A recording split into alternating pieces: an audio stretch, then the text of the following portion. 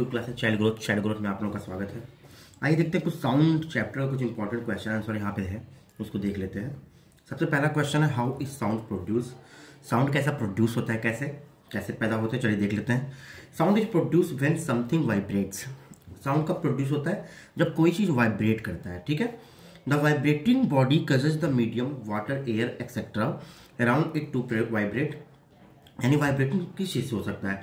पानी के द्वारा, हवा के द्वारा और भी चीज़ों के द्वारा। जब वाइब्रेशन फैलता है तो उसमें से क्या प्रोड्यूस होता है भाई? साउंड प्रोड्यूस होता है, ठीक है।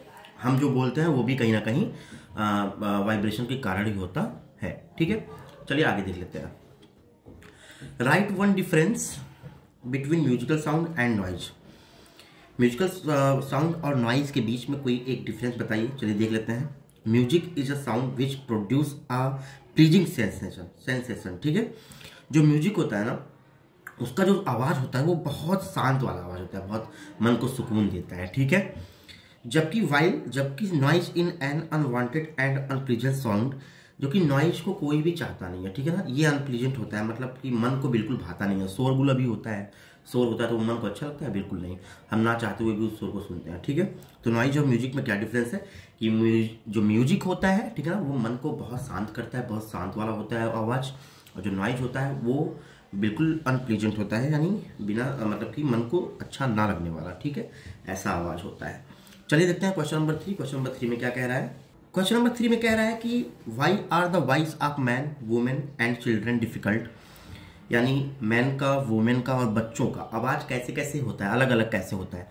आपने सुना होगा ना कि आदमी की आवाज़ थोड़ी मोटी होती है, और जो वुमेन होती हैं, औरत होती हैं, महिलाएं होती हैं, उनकी आवाज़ थोड़ी पतली होती है, बच्चों की आवाज़ अलग होती है। ऐसा क्यों होता है?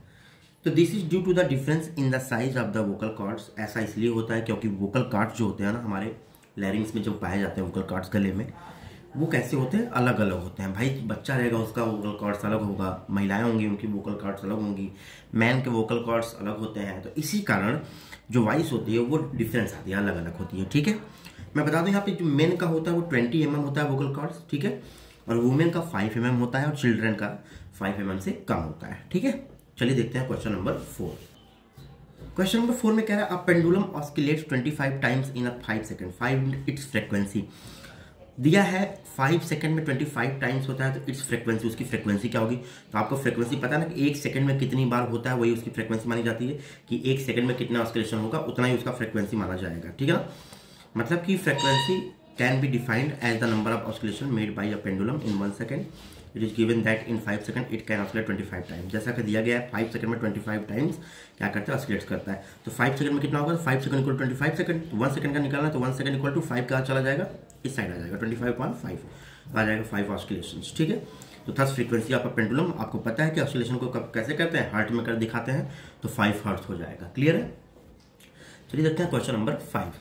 क्वेश्चन नंबर 5 में कह रहा है कि what is the upper limit of frequency of human hearing.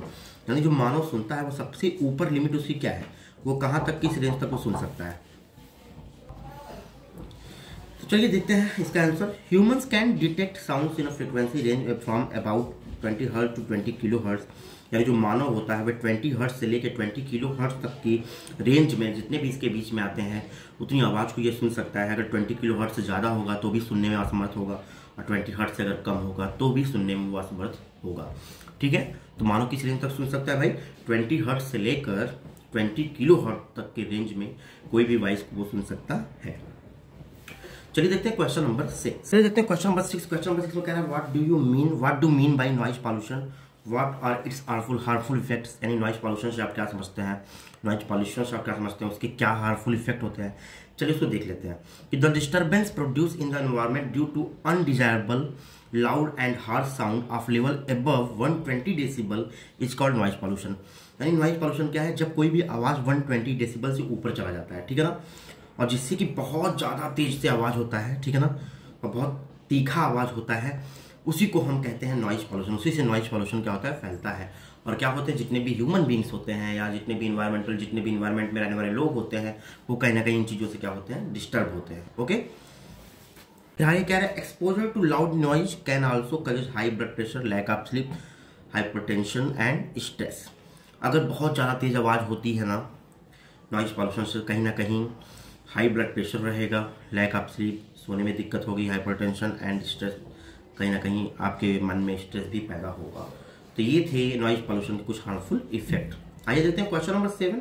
Question number 7 में कह रहा है कि explain the working of the year in brief.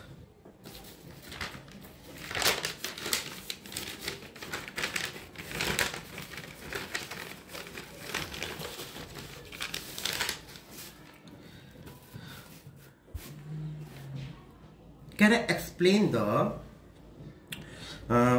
Working of the year in brief, यानी जैसे कान किस प्रकार से वर्क करता है उसको ब्रीफ में बताइए। चलिए देख लेते हैं। The human ear is made up of 3 parts, outer ear, middle ear, inner ear. आपको पता है जो मानव का कान है ना, ईयर है ना, वो 3 पार्ट्स में बना है। एक होता है आउटर ईयर, एक होता है मिडल ईयर, एक होता है इनर ईयर। ठीक है, आउटर ईयर में देख लेते हैं। The outer part of the year has conical shape, यानी जो आउटर पार्ट होता है ईयर का उसका शेप कॉनिकल शेप होता है। Sound waves collected by the outer ear, जो साउंड्स वेव होते हैं वो आउटर ईयर में कलेक्ट होते हैं। रीच द ईयर ड्रम, और वो ईयर ड्रम तक पहुंचते हैं थ्रू अ कैनल, एक नली के द्वारा। ठीक है, इसके पास मिडल ईयर क्या है? The middle ear has 3 bones, middle ear के पास 3 बोन्स होते हैं which move when the year drums vibrate. जब ईयर ड्रम वाइब्रेट्स होते हैं तो वो क्या करते हैं, तीनों बोन्स जो होते हैं वो मूव करते हैं। ठीक है, then they magnify the force of the vibration, वे जितना वाइब्रेशन रहेगा उसी हिसाब से वो अपने आप को हिलते हैं। ठीक है ना, वाइब्रेट पे इधर उधर मूव करते हैं। And transmit it to the inner ear, और उन चीज़ों को वो इनर ईयर में ट्रांसमिट कर देते हैं। From here the signal goes to the brain, और वहाँ से सिग्नल सीधे हमारे ब्रेन तक जाता है। इस प्रकार से हम क्या करते हैं, कोई भी वॉइस को हम लोग सुनते हैं। ठीक है, सबको समझ में आ गया। चलिए लास्ट क्वेश्चन देखते हैं। लास्ट क्वेश्चन हमारा है explain the sound is produce in अ लैरिंग्स, यानी लैरिंग्स में साउंड किस प्रकार प्रोड्यूस होता है। चलिए इसका आंसर देख लेते हैं कि when the air which passes through the vocal chords, जब कोई भी हवा हमारे वोकल कॉर्ड से होकर गुजरती है, causes them to vibrate and create sound, वहां पे वो वाइब्रेट करता है और साउंड को क्रिएट करता है। कहाँ? Waves in the pharynx, nose and mouth, यानी फेरिंग्स के द्वारा, नोज के द्वारा और माउथ के द्वारा जब हवा गुजरता है तो वहाँ पे वाइब्रेशन होती है और वहाँ से हमारी जो वॉइस होती है वो प्रोड्यूस होती है। मैंने इसके बारे में आप लोग डिटेल्स में बाई एक फिगर के द्वारा मैंने समझाया था आप लोगों को, तो आप लोग इसको बेटर समझ सकते हैं किस प्रकार से साउंड लैरिंग्स में प्रोड्यूस होता है। तो ये थे हमारे कुछ क्वेश्चन आंसर थे हमारे साउंड चैप्टर के। चलिए मिलते हैं आप लोगों से नेक्स्ट वीडियो में, तब तक के लिए बाय बाय स्टूडेंट।